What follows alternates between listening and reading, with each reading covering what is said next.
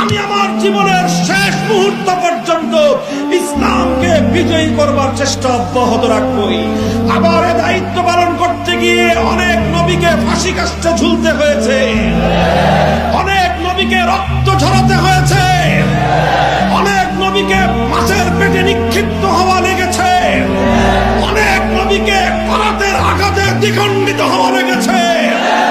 সুতরাং হে আলেম সমাজ, যারা পক্ষে আসমানি ওয়াহির ইলমকে ধারণ করেছেন, যারা নবুয়তের উত্তরাধিকারী ধারণ করেছেন, আপনাদেরকে মনে করতে হবে আপনার উপরেও সেই সমস্ত নবীদের মতো পরীক্ষা আসতে পারে। সেই পরীক্ষা যদি আসে, যদি আল্লাহর পয়গম্বরের মতো তায়েফের ময়দানে রক্ত দেওয়ার প্রয়োজন হয়, রক্ত দিতে হবে।